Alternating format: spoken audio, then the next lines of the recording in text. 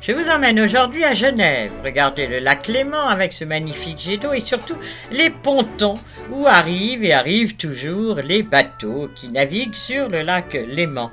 Sur le quai du Rhône, regardez cette statue magnifique de l'impératrice Sissi et qui est sculptée par Philip Jackson pour les 100 ans, l'anniversaire de son assassinat. Vous la voyez là derrière son éventail, car elle voulait être incognito.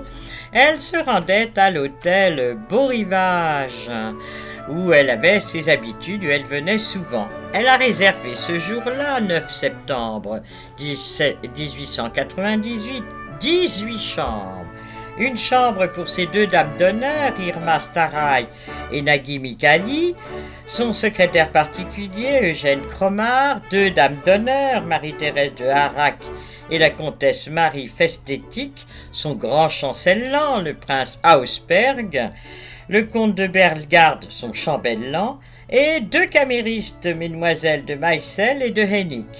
Puis une autre chambre pour le comte de Kufstein, ministre d'Autriche-Hongrie à Berne, et pour monsieur Madère, le contrôleur du train de l'impératrice. Voilà son salon avec ce mobilier tout à fait charmant, cette moquette très confortable et ces jolis drapés de rideaux. Car en effet, elle attend l'empereur. L'empereur doit la rejoindre. Ils doivent mettre au point les derniers préparatifs pour les 50 ans de règne de l'empereur. Voilà sa chambre avec ce joli drapé et surtout la porte de gauche ici, c'est la porte qui donne sur la terrasse. Je vous raconte cette histoire triste. Le 9 septembre, l'impératrice déjeune à Caux chez son amie Julie de Rothschild au château de Prégny. Dans l'après-midi, elle prend le vapeur de la Compagnie générale de navigation du lac Léman et arrive à Beau Rivage au milieu de l'après-midi. Elle va faire un tour, elle achète des pâtisseries, puis elle fait des antiquaires, tout ça incognito, elle parle hongrois pour être sûre qu'on ne la reconnaisse pas. Elle achète une table pour sa fille Marie-Valérie, puis rentre à l'hôtel Beau Rivage. Là, elle y dîne toujours très vite, car vous savez qu'elle faisait très très attention à sa ligne. Elle voulait rester mince avec une taille de guêpe. Le 10 septembre, elle décide de partir à Montreux. Elle veut prendre le bateau et vers 13h30 quitte l'hôtel Beau Rivage. C'est à ce moment-là que, juste avant la passerelle, l'anarchiste Luigi Lucchini lui donne un coup de couteau au cœur. Sur l'instant, elle ne comprend pas ce qui se passe, elle dit « Ah, mais c'est juste un coup de poing » et elle exige de monter sur le bateau. À peine arrivée sur le bateau, elle a un malaise, le bateau malgré tout démarre et très vite l'état de sa majesté empire. Le bateau fait demi-tour, elle revient à l'hôtel Beau Rivage à 14h, on appelle des médecins, un confesseur, un prêtre, mais les choses vont très vite. À 14h40, elle rend sa belle âme à Dieu. On envoie un télégramme chiffré à Vienne, l'empereur François-Joseph éclate en sanglots et dit « Je l'ai tellement aimé ». Son assassin est arrêté, mais la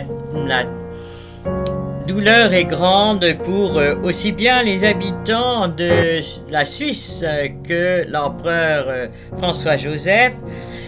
Il est décidé que son corps aura une autopsie, puis ensuite, voilà le lit, la chambre où elle est morte.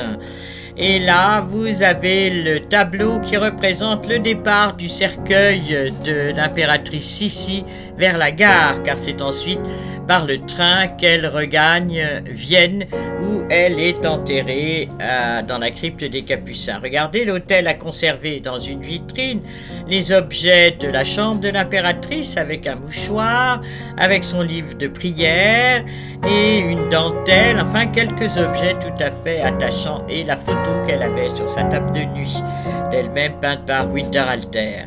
Donc voilà les quelques objets, puis un petit chapeau, vous voyez qu'il est là. Donc l'impératrice est enterrée à Vienne et son souvenir est donc pieusement conservé à l'hôtel Beau Rivage. Vous voyez ici comme il est beau, magnifique, il a été repeint là ces derniers temps et vraiment il rutille tout est brillant, tout est beau avec ces marbres roses tout à fait ravissants. Voilà notre impératrice devant l'hôtel Beau Rivage. Vous voyez, elle est là incognito, elle voudrait être incognito. Et voilà son appartement au premier étage ici. Vous avez donc le salon, la chambre et la terrasse à partir de laquelle elle aimait tant regarder le lac Léman. Là, elle se sentait libérée du protocole si dur de la cour de Vienne. Voilà l'impératrice qui se cache derrière son éventail et on voit son joli visage. Je vous dis au revoir, à bientôt pour une autre vidéo moins triste.